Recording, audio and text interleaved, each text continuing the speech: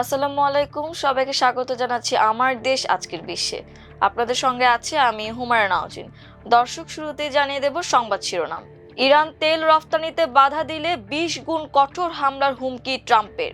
আজ ইরানের সবচেয়ে তীব্র হামলার দিন, মার্কিন প্রতিরক্ষা মন্ত্রী। নিজের প্রতি খেয়াল রাখুন যেন নির্মূল হয়ে না যান, ট্রাম্পকে ইরানের হুঁশিয়ারি।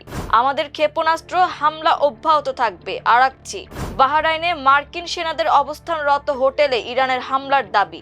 ইরানের ড্রোন হামলায় আবুধাবির শিল্পনগরীতে ভয়াবহ আগুন। উপসাগরীয় অঞ্চল থেকে 1 লিটার তেলও বের হতে দেব না, ইরানের হুঁশিয়ারি। ইরান যুদ্ধে 11টি MQ-9 রিপার ড্রোন হারালো যুক্তরাষ্ট্র।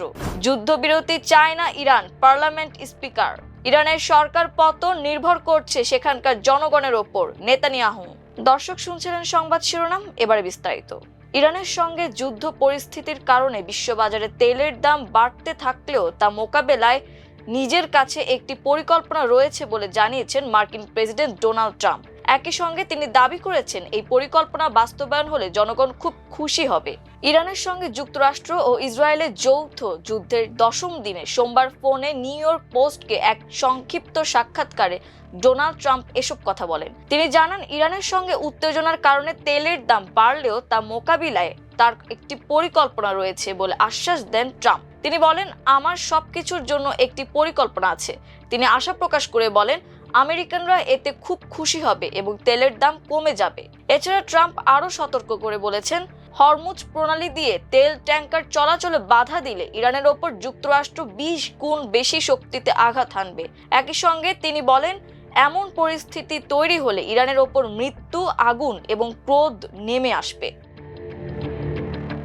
মার্কিন প্রতিরক্ষা মন্ত্রী পিটার হেগসেট বলেছেন, মঙ্গলবার হবে ইরানের সবচেয়ে তীব্র হামলার দিন। ওয়াশিংটনে এক সংবাদ সম্মেলনে তিনি বলেন, আজ আবারও সবচেয়ে তীব্র আঘাতের দিন হবে। তিনি দাবি করেন, ইরান মারাত্মকভাবে পরাজিত হয়ে যাচ্ছে। হেগসেটের দাবি, গত 24 ঘন্টায় ইরান থেকে নিক্ষিপ্ত ক্ষেপণাস্ত্রের হার ছিল সবচেয়ে কম। ইরানের নিরাপত্তা প্রধান আলী লারিজানি মার্কিন প্রেসিডেন্ট ডোনাল্ড ট্রাম্পের হুমকিকে উড়িয়ে দিয়ে বলেছেন, তেহরান এসব হুমকিকে ভয় পায় না। এর আগে ট্রাম্প হুমকি দেন, ইরান যদি কৌশলগত জলপথ হরমুজ প্রণালী দিয়ে তেলের সরবরাহ বন্ধ করে দেয় তাহলে কঠিন আঘাত করা হবে। এই হুমকির জবাবে সামাজিক যোগাযোগ মাধ্যম এক্স এক পোস্টে লারিজানি লিখেছেন, ইরান আপনার ফাঁকা হুমকিকে ভয় পায় না। আপনার চেয়েও বড়রা ইরানকে নির্মূল করতে পারেনি। নিজের প্রতি খেয়াল রাখুন যেন নির্মূল হয়ে না যান। ইরানের পররাষ্ট্র মন্ত্রী সৈয়দ আব্বাস আরাকচি বলেছেন, মধ্যপ্রাচ্যে যুক্তরাষ্ট্রের ঘাঁটি ও সামরিক স্থাপনাগুলোকে লক্ষ্য করে ড্রোন ক্ষেপণাস্ত্র নিক্ষেপ করে যাবে ইরান এবং যতদিন প্রয়োজন হয় ততদিন হামলা অব্যাহত থাকবে।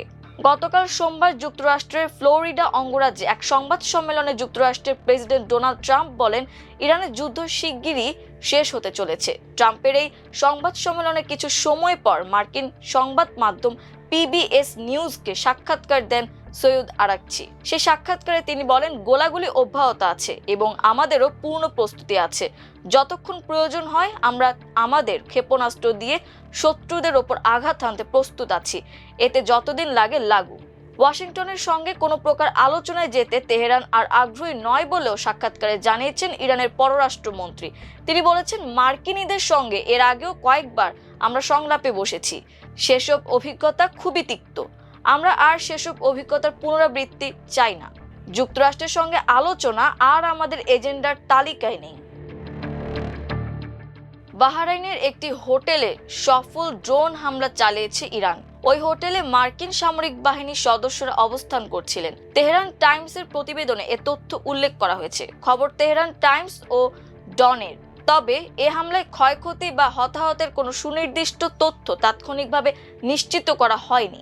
গত 11 দিন ধরে ইরান ইসরায়েল পাল্টাপাল্টি হামলা চলার মধ্যে এ ঘটনা ঘটল। এদিকে ইরানে নতুন দফায় হামলা শুরু করেছে ইসরায়েল। দেশটির সামরিক বাহিনীর এক বিবৃতিতে এ কথা জানানো হয়েছে। মধ্যপ্রাচ্যের দেশ সংযুক্ত আরব আমিরাতের আবুধাবিতে আবারও ড্রোন হামলা চালিয়েছে ইরান। ওই হামলায় আবুধাবির একটি শিল্পাঞ্চলে ভয়াবহ অগ্নিকাণ্ডের ঘটনা ঘটেছে। মঙ্গলবার ফরাসি বার্তা সংস্থা AFPর এক প্রতিবেদনে এ তথ্য জানানো হয়েছে।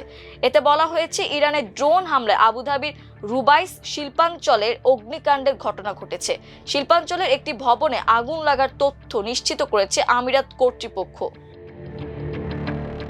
ইরান ঘোষণা দিয়েছে যুক্তরাষ্ট্র ইসরায়েলের সঙ্গে যুদ্ধ চলাকালে উপসাগরীয় অঞ্চল থেকে এক ফোঁটা তেলও রপ্তানি হতে দেবে না তারা। ইরানের ইসলামী বিপ্লবী গার্ড বাহিনী IRGC ট্রাম্পের বক্তব্যকে বিদ্রূপ করে বলেছে যুদ্ধের অর্থনৈতিক প্রভাব কমানোর তার প্রচেষ্টা বৃথা যাবে। তাদের হুঁশিয়ারি, ইরানের সশস্ত্র বাহিনী পরবর্তী নির্দেশ না দেওয়া পর্যন্ত এই অঞ্চল থেকে শত্রুপক্ষ ও তাদের মিত্রদের কাছে 1 লিটার তেলও রপ্তানি হতে দেবে না। IRGC আরো বলেছে যুদ্ধ কখন শেষ হবে তা তারাই নির্ধারণ করবে। ইরানের নতুন সর্বোচ্চ নেতা আয়াতুল্লাহ মুজতবা খামেনির ঘনিষ্ঠ বলে বিবেচিত এই বাহিনী এক বিবৃতিতে জানায়, এখন এই অঞ্চলে ভবিষ্যৎ ও সমীকরণ আমাদের সশস্ত্র বাহিনীর হাতে। আমেরিকান বাহিনী এই যুদ্ধের সমাপ্তি ঘটাতে পারবে না। ইরানের চলমান যুদ্ধে যুক্তরাষ্ট্রের আরো 2টি MQ-9 রিপার ড্রোন ভূপাতিত হয়েছে। এর ফলে দেশটির মোট ড্রোন ক্ষতির সংখ্যা বেড়ে 11-এ দাঁড়িয়েছে।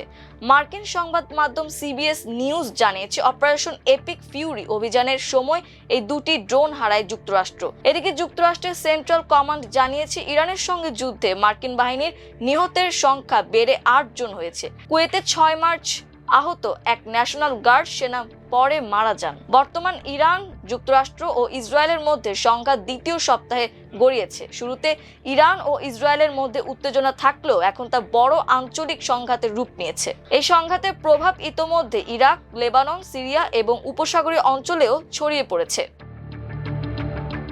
ইরানের পার্লামেন্টের স্পিকার মোহাম্মদ বাকের কালিবাফ বলেছেন ইরান যুদ্ধবিরতি চাইছে না। সামাজিক যোগাযোগ মাধ্যম এক্সে তিনি লিখেছেন, আমরা অবশ্যই যুদ্ধবিরতি চাইছি না, কারণ আমরা মনে করি আগ্রাসনকারীকে এমনভাবে জবাব দিতে হবে যাতে সে শিক্ষা পায় এবং ভবিষ্যতে আর কখনো আমাদের প্রিয় ইরানে হামলার কথা না ভাবতে পারে। তিনি আরো বলেন, জায়নবাদী শাসন ব্যবস্থা নিজেদের আধিপত্য ধরে রাখার জন্য যুদ্ধ, আলোচনা, যুদ্ধবিরতি এবং আবার যুদ্ধ এই চক্র চালু রাখতে চায়। আমরা এই চক্র ভেঙে দেব।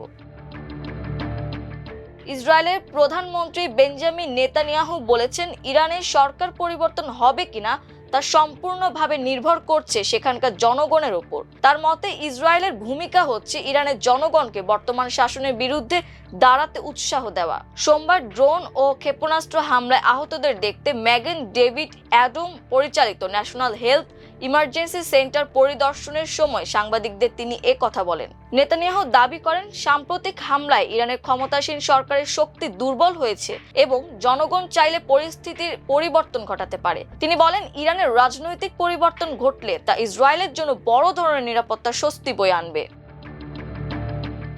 দর্শক, এই ছিল আমার দেশ আজকের বিশ্বে। এতক্ষণ আমাদের সঙ্গে থাকার জন্য অসংখ্য ধন্যবাদ। আল্লাহ হাফেজ।